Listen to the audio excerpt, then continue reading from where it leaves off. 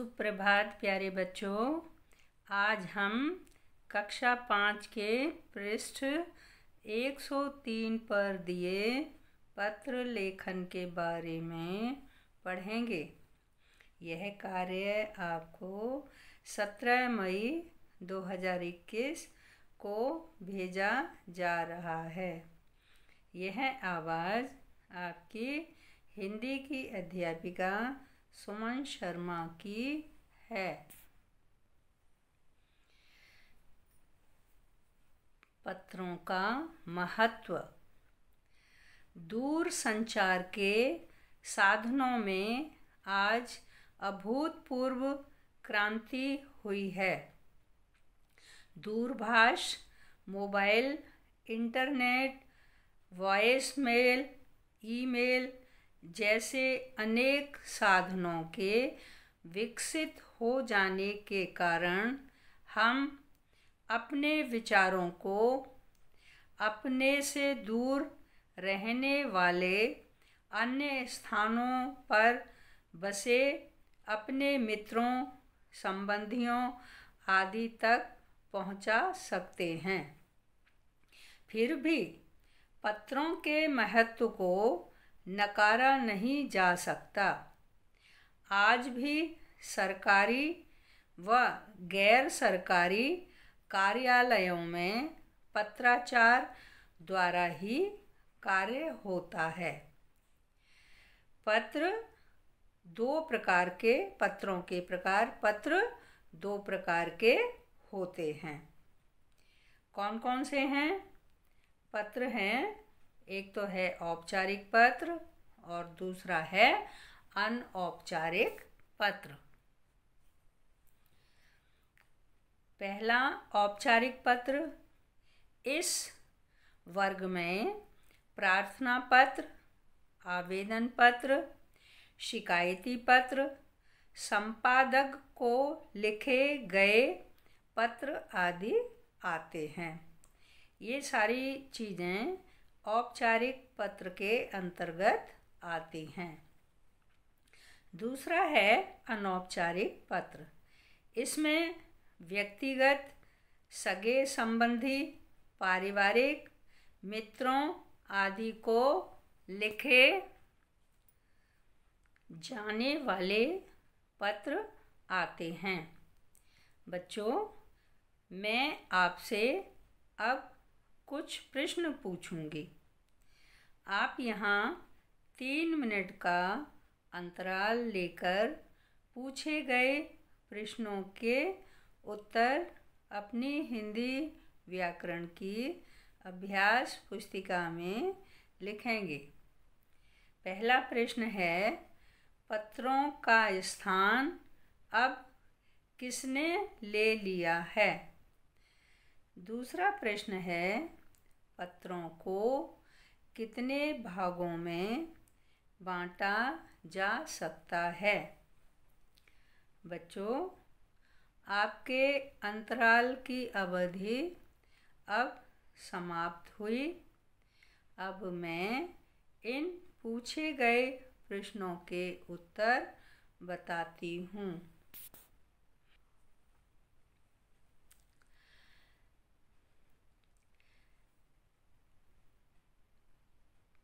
पत्रों का स्थान अब दूरभाष, मोबाइल, इंटरनेट, वॉइसमेल, ईमेल आदि दूर संचार के साधनों ने ले लिया है।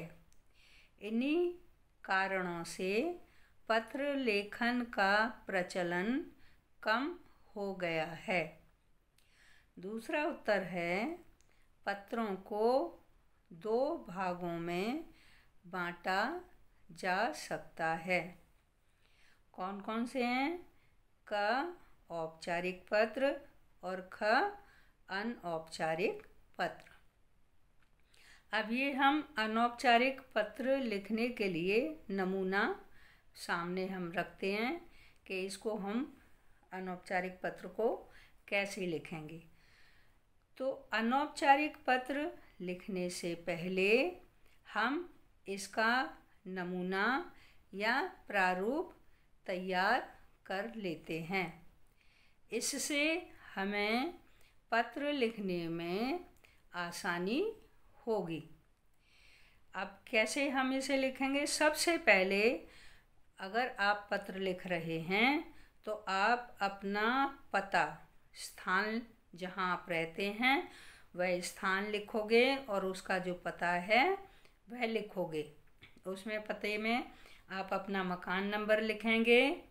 उसके बाद सेक्टर में रहते हैं तो सेक्टर, सोसाइटी में रहते हैं तो सोसाइटी, या कोई गांव में जो भी पता है उसे आप लिखेंगे और गांव और शहर का नाम लिखेंगे। उसके बाद आप दिनांक लिखेंगे, किस दिनांक को ये पत्र लिखा जा रहा है। तत्पश्चात प्रिय मित्र या सखी, लड़के लोग अपने मित्र को पत्र लिखेंगे और जो लड़कियां हैं वे प्रिय सखी करके पत्र लिखेंगे। लड़के लिखेंगे प्रिय मित्र और मित्र का नाम।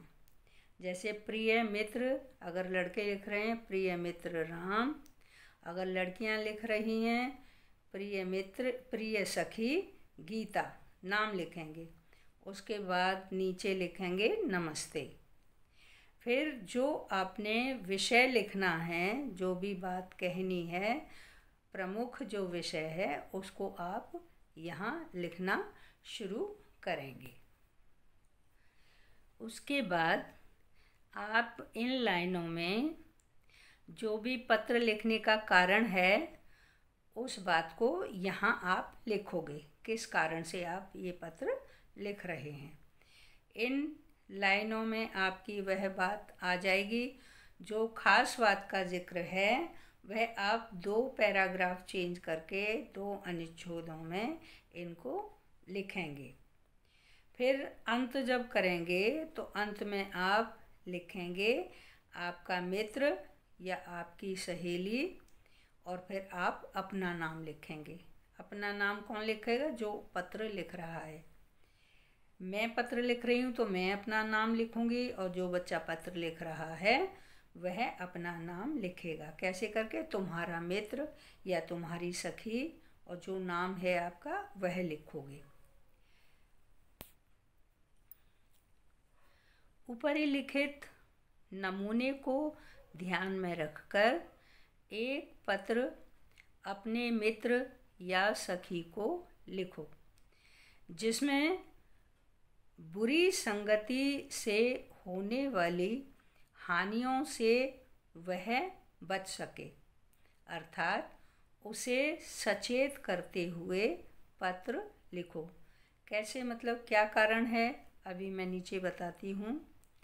यह कार्य आप अपने व्याकरण की अभ्यास पुस्तिका में लिखोगे। क्या है जो टॉपिक है, शीर्षक है पत्र का?